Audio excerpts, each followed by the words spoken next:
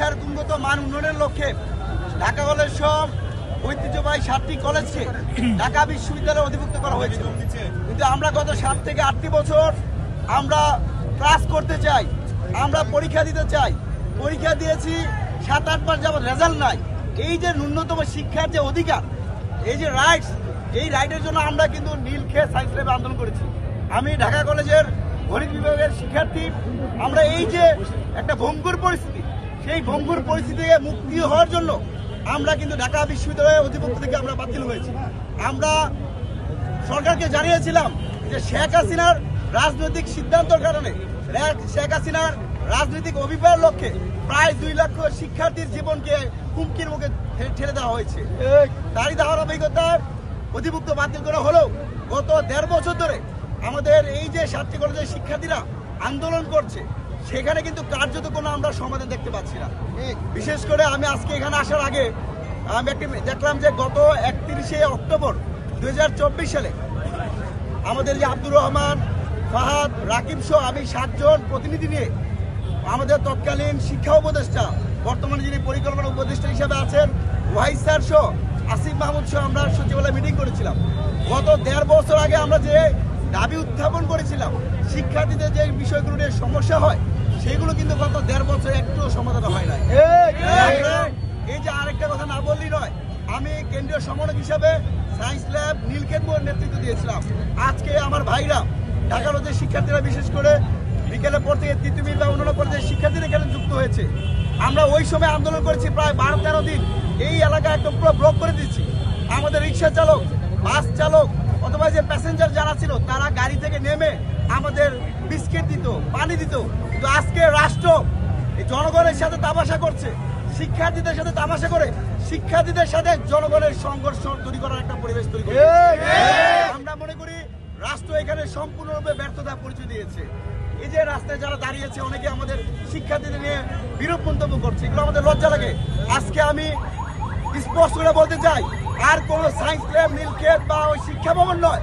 যদি আগামীকালের মধ্যেই ঢাকা কেন্দ্রীয় বিশ্ববিদ্যালয় অধ্যাদেশ জারি না হয়, তাহলে যমুনাও ঘেরাও করতে হবে। জনগণের ব্যাড ট্যাক্সের বিনিময়ে আমরা যারা সরকারি কলেজে পড়াশোনা করি, আমরা যারা বিশ্ববিদ্যালয়ে পড়ি, তাদের প্রতি আমাদের দায়বদ্ধতা রয়েছে। জনগণের সাথে জনগণকে কষ্ট দিয়ে আমাদের কোনো দাবি আদায় করতে হবে না। কিন্তু এই যে গত 1.5 বছর ধরে প্রায় 2 লক্ষ শিক্ষার্থীদের জীবন নিয়ে, 2 লক্ষ শিক্ষার্থীদের শিক্ষা জীবন নিয়ে যারা 6-9 করছে, যারা ওই রোডে বসে এসি রুমে থাকছে, যারা যমুনাতে প্রোটোকলে থাকতেছে, সেই উপদেষ্টাদের ঘুম কিন্তু আমরা আরাম করে দিব।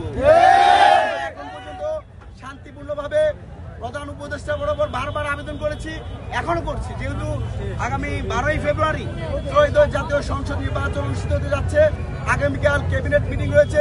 আমরা মনে করি এখানে একটা বিষয় স্পষ্ট করি, আমাদের আন্দোলনরত এবং 7 কলেজের অন্যান্য শিক্ষার্থীদের মধ্যে একটু গুরুত্ব ছিল যে আমরা কোন মডেল চাই। আমরা যদি বিশ্ববিদ্যালয় হই, তাহলে কি ঢাকা কলেজ থাকবে কিনা, অন্যান্য কলেজ থাকবে কিনা, বা মেয়েদের সাথে সহাবস্থান হবে কিনা, এই বিষয়গুলো, বা বর্তমানে যারা শিক্ষক আছে তারা থাকবে কিনা, এই বিষয়গুলো কিন্তু অনেকটা এখন কনসিডার হয়েছে। আমরা মনে করি উদ্বুদ্ধ পরিস্থিতিতে যে আলোচনা হয়েছে, সেখানে আর কোনো অজুহাতেই ঢাকা কেন্দ্রীয় বিশ্ববিদ্যালয় অধ্যাদেশ আটকানো যাবে না।